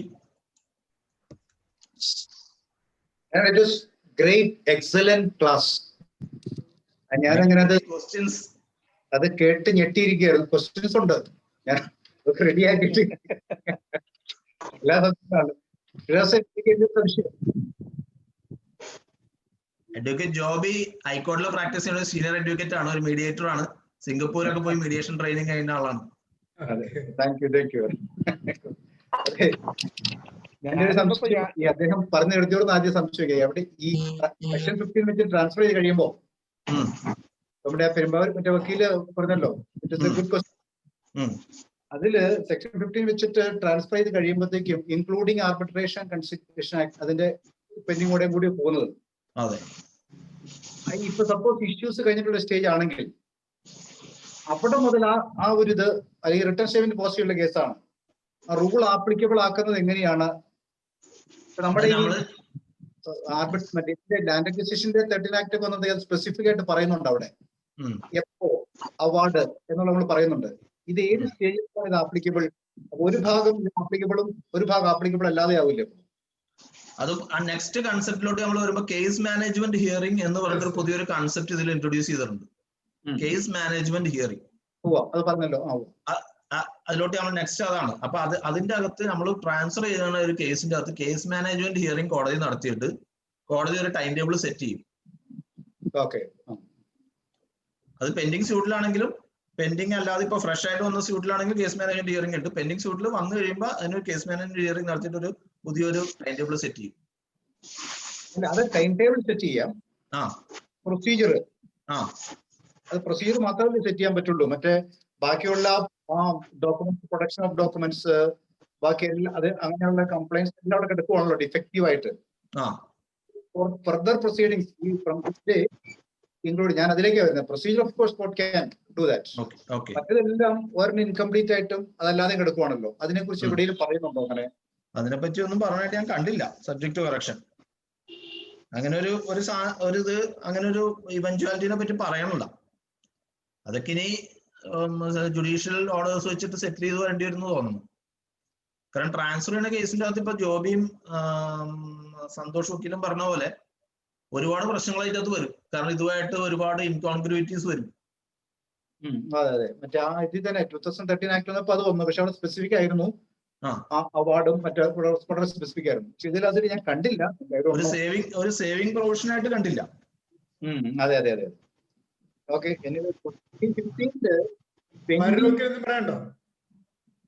ജോബി കംപ്ലീറ്റ് ചെയ്തിട്ടില്ല. ജോബി എന്തോ ഞാൻ സോറി, ഞാൻ പറഞ്ഞപ്പോ അങ്ങ് പറഞ്ഞതേ ഉള്ളൂ. Sorry sir. ഇല്ല ഇത്ര ആൾക്കാർ വെയിറ്റ് ചെയ്യുമ്പോഴത്തേക്കും കുഴപ്പമില്ല. അങ്ങനെ കണ്ടിന്യൂ പ്ലീസ്. ഓക്കെ. അല്ല വരൂക്കൽ എന്താ പറയാൻ തുടങ്ങി തോന്നുന്നു. ഹലോ, കേൾക്കില്ല. ഓഡിബിൾ അല്ല. Not audible. ഓഡിയോ വാരസാറിന്റെ ഓഡിയോ അല്ല, മ്യൂട്ട് ചെയ്തിട്ടില്ല. But not audible. മ്യൂട്ട് ചെയ്തിട്ടില്ല, പക്ഷെ ഓഡിബിൾ അല്ല. നെറ്റിന് വല്ല പ്രശ്നമുണ്ടോ? അല്ല, പ്രശ്നമില്ല. അത് കണക്ട് ചെയ്തിട്ടില്ല.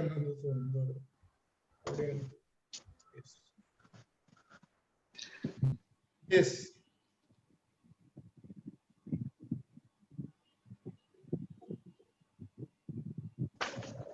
Not audible, not audible, still not audible.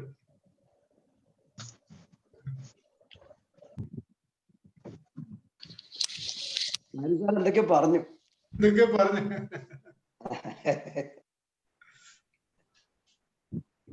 Sorry അതൊരു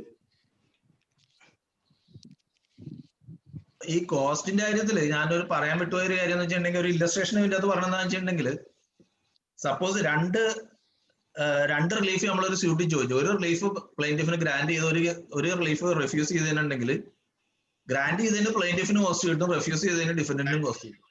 അതുവരെയും പ്രൊവൈഡ് ചെയ്തിട്ടുണ്ട്.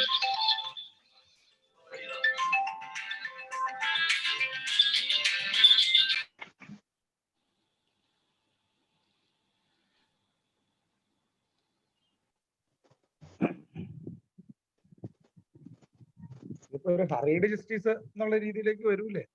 എന്തോ ഹറീഡ് ജസ്റ്റിസ് എന്നുള്ള രീതിയിലേക്ക് വരൂലേ? ഹറീഡ് ജസ്റ്റിസ്, ബറീഡ് ജസ്റ്റിസ് എന്നുള്ളത് ഒരു കൺസെപ്റ്റിലേക്ക് വരില്ലേ? എക്സാക്ട്ലി അതന്നെ സംഭവിക്കാൻ പോകുന്നിപ്പോ. അല്ല, ഇതിപ്പോ ഒരു ഡിസ്കഷൻ വേണം എന്തായാലും. ഇപ്പൊ എനിക്ക് തോന്നുന്നു ഇപ്പൊ അഡ്വക്കേറ്റ്സ് മൊത്തത്തിൽ ഇപ്പൊ ഞങ്ങൾ ലോയേഴ്സ് യൂണിയൻ തന്നെ ഒരു റെപ്രസെന്റേഷൻ ഈ ലോ മിനിസ്റ്റർക്ക് കൊടുക്കാൻ വേണ്ടിയിട്ട് സ്റ്റേറ്റ് സെക്രട്ടറിയെ ചുമതലപ്പെടുത്തിയിരുന്നു. ഇതുപോലെ ഒരുപാട് ഇഷ്യൂസ് ഉണ്ട്. ഈ ട്രാൻസ്ഫർ ചെയ്താൽ എന്ത് ചെയ്യണം, അതില് ക്ലാരിറ്റി വേണം.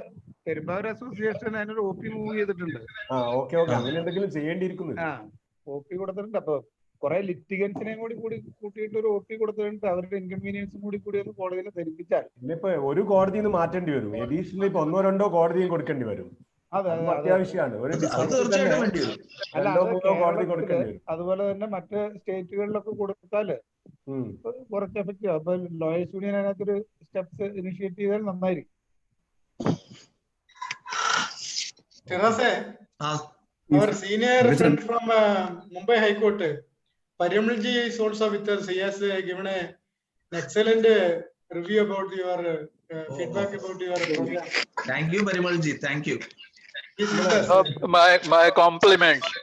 Thank you, sir. Thank you. Actually, I have heard another 2 talks here in Mumbai, but yours was so different, and you nailed the very important aspect of the amendments. Really, it is so different. That's why I feel that it's very scholarly and brilliant. Thank you, sir. All the best. Thank you, sir. Thank you. Parimalji, can I have a doubt? Sir. Parimalji, how was the transfer affected in Bombay? Because you had started it a little earlier, and Section 15 was there even earlier, from the beginning itself. Correct. Actually, I am not so conversant with all this commercial litigation, so I will not be the right person to answer that. But having been connected with mediation and having mediated in few commercial courts matters, 1 or 2 hardly, because thereafter this pandemic took over.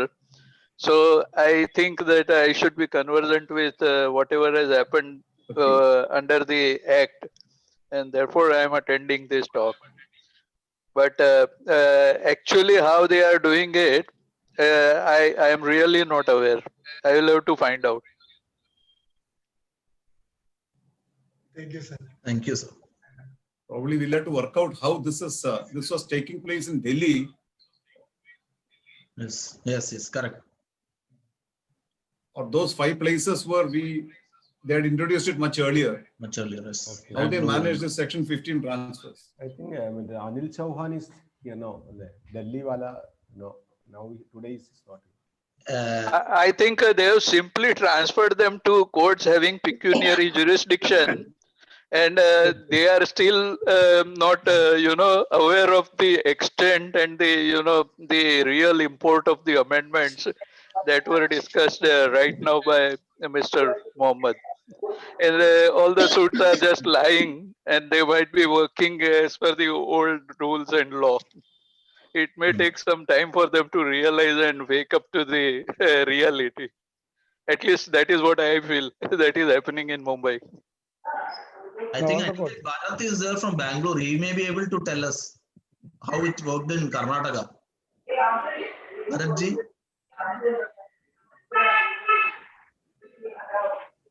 Bharatji?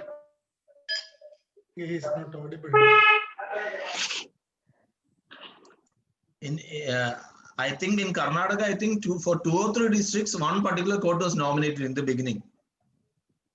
2 or 3 districts had only one commercial court. At least we have at least in one district, one court. But I think now they have changed. Anyway, all the courts will be accumulated with one bunch of cases. Pardon? Bundle of cases. All the courts, commercial courts will be accumulated with the bundle of cases. Yes, yes, that is true. Tendency will be increased. That will be the after effect. Yes.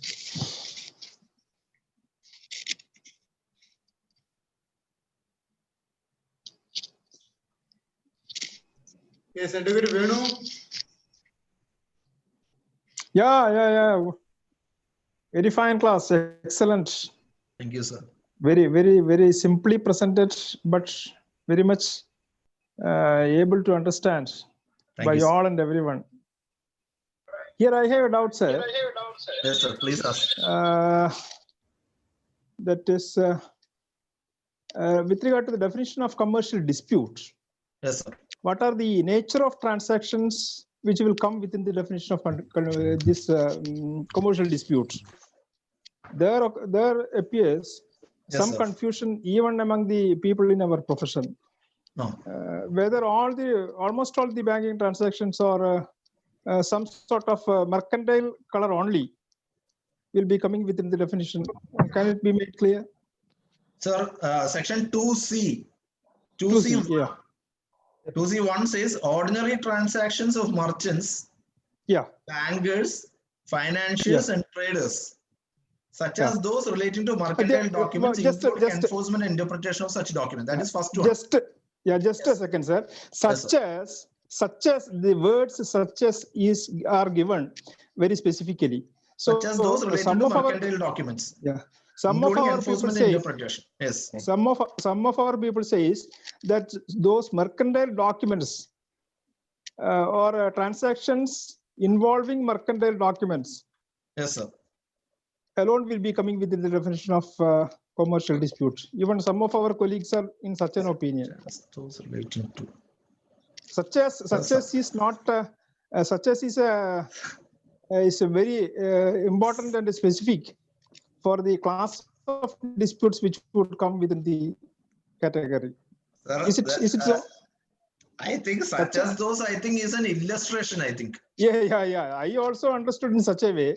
But some of our colleagues says that these words such as has a very relevant aspect and important aspect as regards the nature of transactions which will be coming within the definition. That means those mercantile, I don't remember the exact words. Mercantile documents, including enforcement and interpretation. Mercantile documents. Yes, sir. So only those transactions involving mercantile documents alone will be coming within the definition. Some of our colleagues are in such an opinion. Sir, if you go down, sub-rule, next one says export or import of merchandise or services.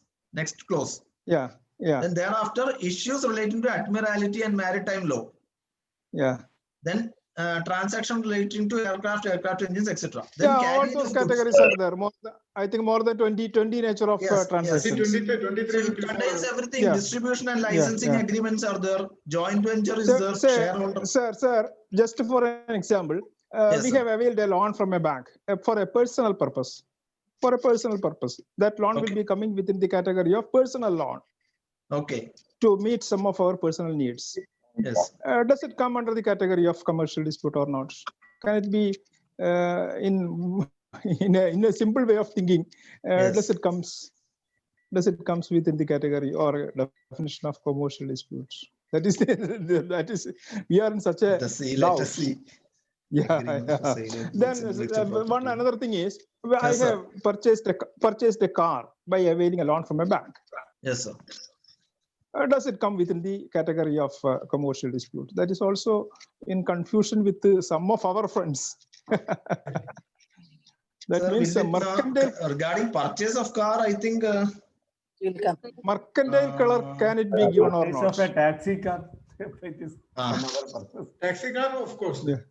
But if it For is for business personal loans, yeah, business subscription loans and investment definitely. agreements pertaining to services industry, including outsourcing services and financial services, distribution, franchisee, mobile property, tenders, intellectual property, agreements for sale of goods or provisions of services, insurance.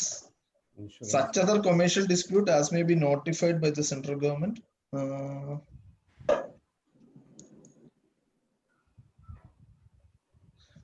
Like he said, if it is a taxi car, Then maybe it will become a commercial dispute. But if it is a personal loan, I don't know. I think Consumer. Actually, similar questions had arisen under Consumer Protection Act. It will come under there are judgments to that effect. That definition of consumer. Yeah. Mostly there may be rulings on the points by various other high courts where this act has already been implemented. It will There have would to be definitely, but I have slowly not coming, sir. searched. Okay. Still be coming. Earlier Consumer Protection Act was applicable only to commercial transactions. But in the So such judgments are there under Consumer Protection Act. Sir, yes, sir. One more sentence only, sir. Yes, in the opening word itself, ordinary transactions of banking. Yeah. Of merchants, bankers, financiers, and traders. Ordinary such as those transactions relating to mercantile documents, including. Yeah. Sir, I think it will cover even other car also. I think ordinary transaction of merchants, bankers, financiers, such as those relating to mercantile. That words ordinary transaction has some relevancy and importance. Ordinary transactions of a banker. Yes. Yes. Correct. Yes. Okay, sir. Okay. Yes. Yeah. Some of our friends may be waiting for. Some other friends may also be waiting for clarifying their doubts. Okay. Thank you. Thank you, sir. Thank you very much. Okay, sir.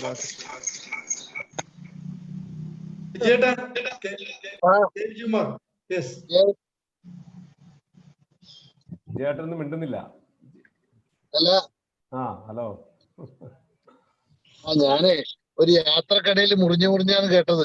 മനസ്സിലാവുന്നുണ്ട്. വേറെ ആരൊക്കെ കാണുന്നുണ്ട് പിക്ചറിൽ. മക്കളാന്ന് തോന്നുന്നുണ്ട്.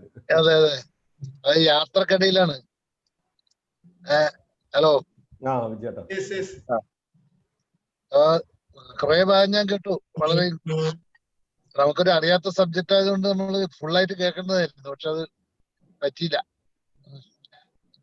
Okay. Thank you, sir.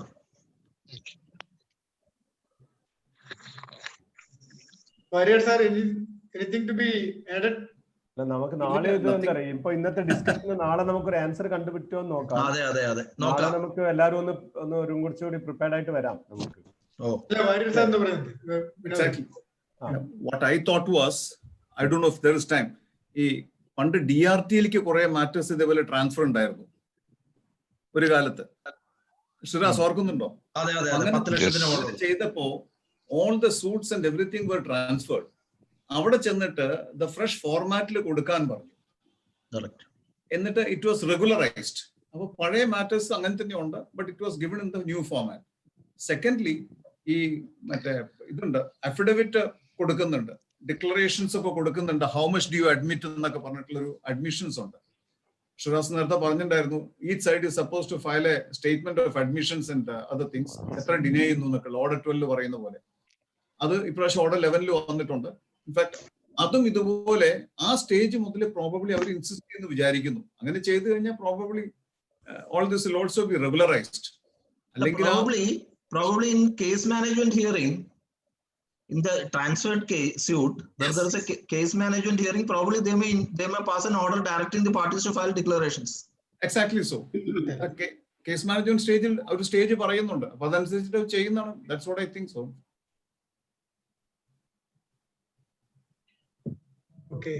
Only thing is one principle has come out. Okay. Nobody has a right of cantankerous contest.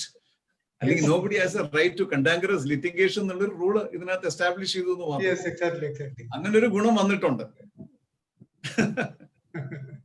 What is cantankerous is a very the way we all understand. That's what I meant. Shiraz. Yes, sir. Yes, sir. Yes. Rajagopal. Yes. Rajagopal. Rajagopal. Yes, sir. Excellent presentation. Thank you. ഒരു സംശയം Shiraz, ഈ നമ്മുടെ 120 days return statement file ചെയ്യാൻ prescribe ചെയ്തിട്ടുണ്ടല്ലോ, ഇതിന് ശേഷം statement amend ചെയ്യാൻ വല്ല പ്രൊവിഷൻ ഉണ്ടോ? സിമിലർലി പ്ലെയിന്റ് വൺസ് ഫയൽ ചെയ്ത് കഴിഞ്ഞാൽ അത് അമെൻഡ് ചെയ്യാൻ വല്ല പ്രൊവിഷൻ ഉണ്ട് അതുണ്ടോ? അതിനെപ്പറ്റി ഈ അമെന്റ്മെന്റിന്റെ അത് അതിനെപ്പറ്റി ഒന്നും പറയാനുള്ള, ഇപ്പൊ ഈ CPC അമെന്റ്മെന്റിന്റെ ഒന്നും പറയാനുള്ള ജനറൽ പ്രൊവിഷൻ ഇല്ലേ? ജനറൽ പ്രൊവിഷനേ ഉള്ളൂ. അപ്പൊ CPC ഓൾറെഡി ഉള്ള പ്രൊവിഷൻ അപ്ലൈ ചെയ്യുന്ന നമുക്ക് എക്സ്പെക്ട് ചെയ്യാം. അതെ അത് അപ്ലൈ ചെയ്യും.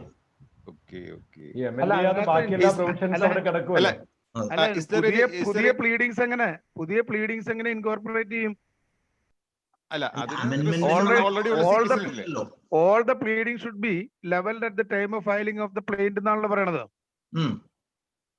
പിന്നെ ഒരു അമെന്റ്മെന്റിന്റെ സ്കോപ്പ് അവിടെ വരുന്നുണ്ടോ? അല്ല, വിത്ത് ലീവ് ഓഫ് ദി കോർട്ട് അല്ല, അമെന്റ്മെന്റിനുള്ള പവർ എടുത്ത് കളഞ്ഞിട്ടില്ല. CPC ആ പവർ കിടക്കല്ലേ. ഈ കൗണ്ടർ ക്ലെയിമിന്റെ കാര്യം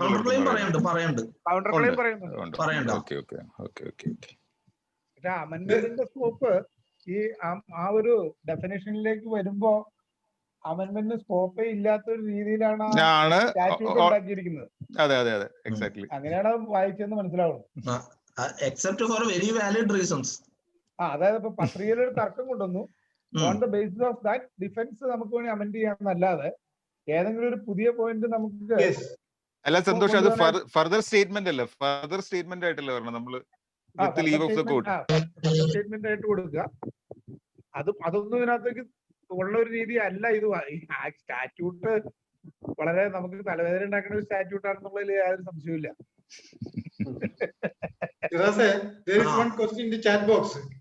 Okay. By Sindhu Kanjangad. Sindhu. Whether a suit relating to a check executed for and on behalf of the company may include the definition of a commercial dispute. Yes. Ordinary. Madam Sindhu, can you hear me? Sindhu ഒന്ന് unmute ചെയ്യ്. No, she herself can. She can. Sindhu unmute ചെയ്യ്. Sindhu, will you? Okay. I can hear, sir. Yes. Madam, I think it will depend on whether a suit relating to check executed for and on behalf of the company may. Yeah, the company is executing the check or the company is a payee? Company is the payee. Company is a payee. So that will depend on the transaction for which it is given. Suppose it is for purchase of goods from the company, and if a check is issued, ordinary transactions of merchants, bankers, financiers and traders എന്നുള്ള അതിന്റെ അകത്ത് വരുമല്ലോ. Suppose the company is issuing a check for say ഒരു സാലറിയുടെ ചെക്കാണെന്ന് നോക്കുക. For example, കമ്പനിയുടെ എംപ്ലോയിക്ക് ഒരു സാലറിയുടെ ഒരു check കൊടുത്ത് ആ ചെക്ക് ഡിസോർഡർ ആയിട്ടുണ്ടെങ്കിൽ കൊടുക്കുന്ന സ്യൂട്ട് കൊമേഴ്ഷ്യൽ ഡിസ്പ്യൂട്ടിന്റെ അകത്ത് വരില്ല. നേരെ മറിച്ച് കമ്പനിയിൽ നിന്ന് ഒരു സാധനം മേടിച്ചു കഴിഞ്ഞിട്ടുണ്ടെങ്കിൽ അതിനുവേണ്ടി ഇഷ്യൂ ചെയ്യുന്ന ചെക്കാണ് ഡിസോർഡർ ആയിട്ടുണ്ടെങ്കിൽ കമ്പനിക്ക് കൊമേഴ്ഷ്യൽ ഡിസ്പ്യൂട്ട് റേസ് ചെയ്യാമല്ലോ. എന്ത് പറയണു ശ്രീലാലെ? കറക്റ്റ് ആണ്. അൾട്ടിമേറ്റ്ലി കൊമേഴ്ഷ്യൽ ട്രാൻസാക്ഷൻ ആയിരിക്കണം. അണ്ടർലൈൻ ട്രാൻസാക്ഷൻ കൊമേഴ്ഷ്യൽ ട്രാൻസാക്ഷൻ ആയിരിക്കും. ആ ആസ്പെക്ടില് സുപ്രീം കോടതിയുടെ ഒരു ഡിസിഷൻ ഉണ്ട്. കാരണം അതിൻ്റെ അകത്തൊരു ഇതെന്താണെന്ന് വെച്ചിട്ടുണ്ടെങ്കിൽ if you look at section 2C subsection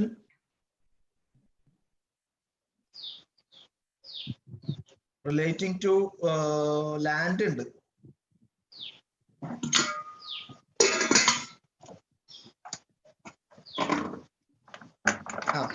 Subsection 7, agreements relating to immovable property used exclusively in trade or commerce.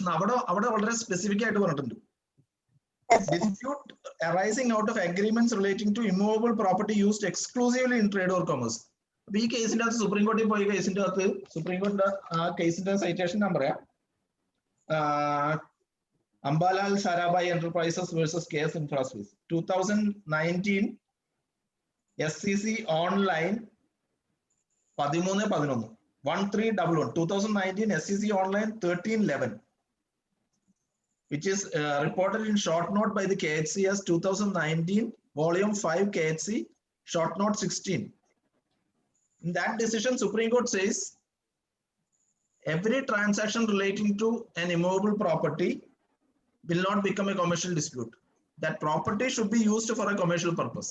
Only then it will become. But normally our specific performance suits, etc., will not come under this. Many people are under the impression that all the specific performance suits, all the suits for return of advance, etc., will come within the purview. It will not come. Only it should be at the business that land should be used exclusively for trade and commerce. Only then it will come under the commercial dispute. By that logic, if you read the judgment, that logic is stated that by that logic, I think if the company is paying an employee and the check is dishonored, it will not become a commercial dispute. But if the company is somebody has purchased some goods from the company and a check is issued, it is dishonored, it will become a commercial dispute. KIC citation ഒന്നുകൂടി പറയോ? KIC citation. KIC citation. 2019 5 KHC, volume 5 KHC, short note 16. Okay. 2019 SEC Online 1311. Ambalal Sarabhai Enterprises Limited versus KS Infraspace. Okay. Elliot Jundan. There was a difference of opinion among various high courts with respect to this, whether the immovable property, whether it should be used for trade and commerce. Suppose it is purchased by a commercial entity, whether it will become a commercial dispute. That was settled by this decision. Yes.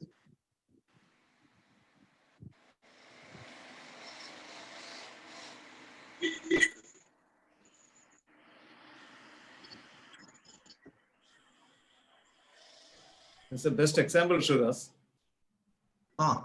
Please. There are lots of people who construct commercial complexes, and their main activity is to let it out for commercial activity. So both the construction, the building, nature of the building, so also his activity is all commercial. If a check is issued towards that also arises out of a commercial transaction. അതേ സമയത്ത് എൻ്റെ ഒരു വീട് വാടകയ്ക്ക് കൊടുത്തിട്ട് അതിന്റെ പുറത്തെടുക്കുക എന്ന് പറയുന്നതും മറ്റേതുമായിട്ടുള്ള വ്യത്യാസമുണ്ട്. അങ്ങനെ there are certain examples which gives a clarification. Correct.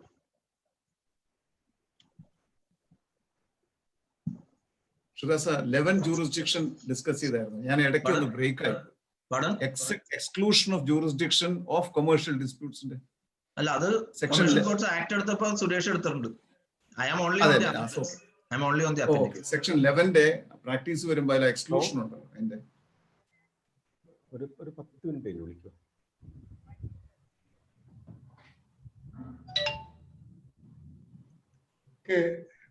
നമുക്കത് കൺക്ലൂഡ് ചെയ്യാനായോ? കൺക്ലൂഡ് ചെയ്യാം. നാളെ ഏതായാലും അത് കണ്ടിന്യൂ ചെയ്യുമല്ലോ. നാളെ കണ്ടിന്യൂ ചെയ്യാം. അപ്പൊ നമുക്ക് നാളെ കുറച്ചും കൂടി സംശയം ചോദിക്കാം അല്ലേ? എല്ലാവരും ഒന്ന് വർക്കപ്പ് ചെയ്യാം. നമുക്ക് തങ്കച്ചൻ അങ്ങനെയാണ്.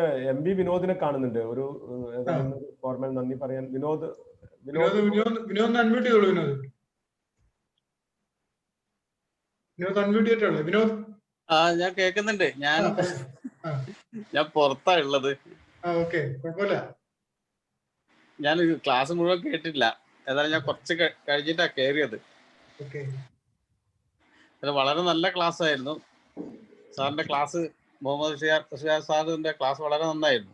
അപ്പം ഈ ക്ലാസ് വളരെ അപരിചിതമായ ഒരു സബ്ജക്റ്റാണ് നമ്മളെ സംബന്ധിച്ച്, ഒഫീഷ്യൽ കോർട്ടിലുള്ള അവരുടെ സംബന്ധിച്ച്. അപ്പം എന്തായാലും വളരെ നല്ല ക്ലാസ് ആയിരുന്നു. വളരെ ഇൻഫോർമേറ്റീവ് ആയിരുന്നു. വളരെ എല്ലുവിന്റെ ജില്ലാ കമ്മിറ്റിക്ക് വേണ്ടിയിട്ട് അങ്ങോട്ട് നന്ദി പറയുകയാണ്. അതാണ് എന്നെ ഏൽപ്പിച്ച ഉത്തരവാദിത്വം. അതുപോലെ ഈ ക്ലാസ്സിൽ പങ്കെടുത്ത എല്ലാവർക്കും, പ്രത്യേകിച്ച് തങ്കച്ചൻ വക്കീൽ, ഇത് അറേഞ്ച് ചെയ്തതിന് തങ്കച്ചൻ വക്കീലിനും ഈ ക്ലാസ്സിൽ പങ്കെടുത്ത എല്ലാവർക്കും ജില്ലാ കമ്മിറ്റിക്ക് വേണ്ടി നന്ദി അറിയിച്ചു. Thank you. Okay. Thank you. Thank you. So that we can conclude the session now. Thank you very much. You are coming from Mumbai. Virtually coming is very easy. Yeah. You did not specifically thank. You should specifically thank when I come physically. Okay, sir. Okay. Thank you, sir. But anyway, it is very nice. It was good that I happened to see a note regarding this on our ambassadors group, and therefore I could join in time. Thank you. Thank you, sir. See you tomorrow. Keep it up. Keep it up. Same time. Okay. Same time.